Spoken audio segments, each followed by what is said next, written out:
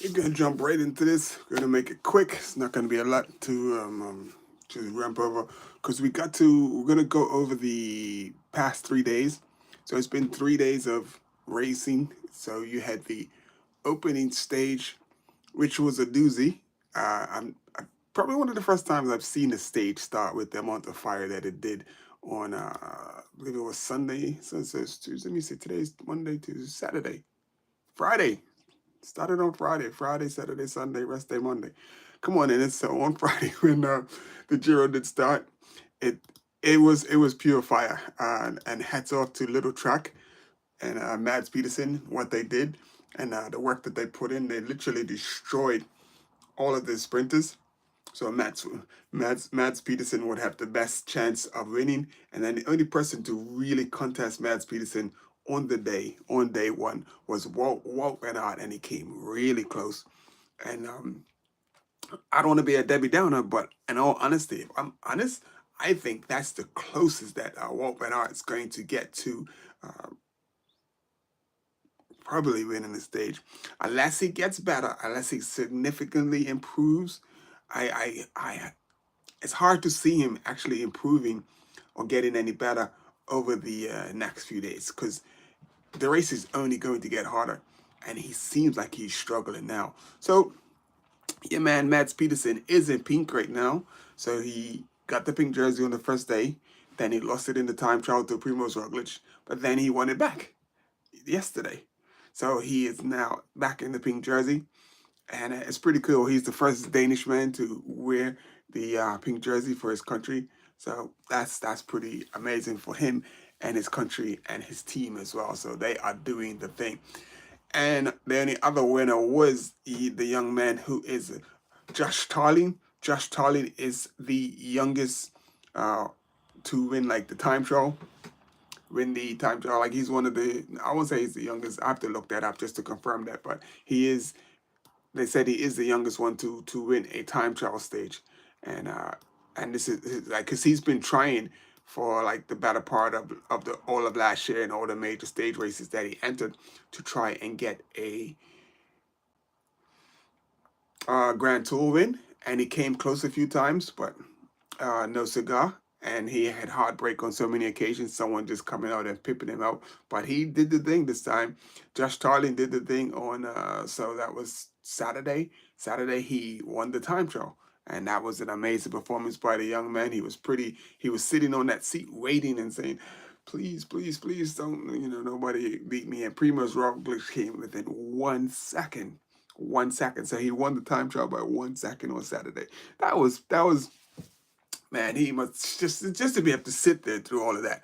That is a lot, And for any youngsters that are maybe watching this, that these are things that you're going to have to go through. Those moments, those moments. Yeah, being the first one out and stuff, and yeah, well, not the first one out, but being earlier than the favorites and stuff, and having to wait to ride riders who can possibly beat you. And I think in the back of his head, he's probably thinking, Roglic is probably going to beat me. But he didn't, and he won the time trial. So that was a fantastic to see. So, like I said, we are on the rest day. What does tomorrow's stage look like? Let's have a look at tomorrow's stage. Tomorrow's stage, close that advertisement. Giro d'Italia, stage 4. I wish I could better. It says Abriolo to Lacey, 189 kilometers. And what is it looking like? Oh, I think I talked about the stage already. So basically, the stage is sort of starting up high, really, and then it drops down. Then it sort of like rolls up, doesn't really climb. But then that's inside of the first half of the race. And then the last half, it sort of goes down all the way to the finish line. And then 3 kilometers from the finish line, it goes up just probably like 1%. But it's a slight uphill, but then it flattens off and then dips down a little bit. So it's going to be a pretty fast sprint. So tomorrow is going to be a day for the sprinters. The sprinters will get their day. And we'll see if Caden Groves, Olaf Koy, who else? Sam Bennett, if these guys can get up there and get some points and get themselves into the green jersey competition, because they're going to need to. So tomorrow is going to be a big day, and the breakaway probably won't get much of a leash tomorrow because the sprinter teams are going to be pretty annoyed that they haven't been in. Like, it's been 3 days and they have not been in the picture. So it's going to be day 4, and they're going to be putting down the business to make sure they get in the picture, and they, get the guys at the front to take the win, or at least get up on the podium. So yeah, tomorrow should be exciting. Tomorrow should be pure fire, and I'm really looking forward to that. So, didn't have much else to say about the Giro. I think that's all for the Giro. But after the sprinter stage, let's look at the next stage, because the stage after. So stage 5. So we got the sprinter stage tomorrow, and then on stage 5, stage 5. Ooh, baby, stage 5. It's looking a bit fiery. So there's quite a bit of climbing. So it's like it goes up, and then it just drops down and it goes into a valley for the longest time. So the good thing about it going into the valley is that it goes downhill towards the bonus sprints, and then the other sprint bonus is in the valley. So I think that the sprinter teams might keep it together so that they can at least go for the bonus, those sprint points. But then after that, I think it's you may get a small breakaway that may go for a little bit, but there's so much climbing on the back end of this that I don't see them giving them much of a leash to get much time, because you got, what is that, a category? It's category 4 climb, but then they have 2 category uncategorized climbs after the category 4 climb, which is never cool. And the uncategorized climbs are always tend to be really hard. So we'll see what happens and how that goes. But that's that's looking like. So after the sprinter stage tomorrow, then you got a bit of climbing. So we will call that a mid mountain day. Then on stage 6, from Potenza to Napoli, 227 kilometers. That's a long stage.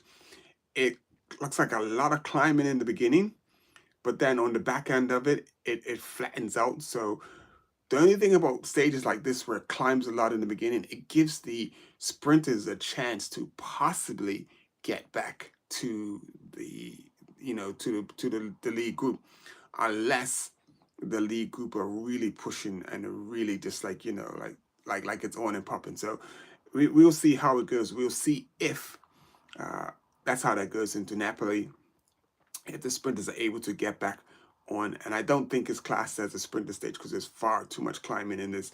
Yeah, it's a category 2 climb. So yeah, two category 2 climbs. No, category 2 and then a category 3 climb. So it's a fair bit of climbing. It's a fair bit of climbing. So that's stage 6. So stage 6 is going to be tough. And so that's Tuesday, Wednesday, Thursday, and then to end the week, it's going to look like a mountaintop finish, category 1 climb. So this will definitely be like the first day you're going to see the GC really sorting itself out, like who's in there for the win. Like, what legs has Roglic, Juan Ayuso, Adam Yates, Isaac Del Toro, Egan Bernal, all of the main climber guys who is here to take care of the business. So Tom Pidcock. So if Tom Pidcock is able to be in contention towards the end of towards the end of the stage, it's going to be on and popping. It's going to be a good look. Anyway, that's about it. This one quick and short.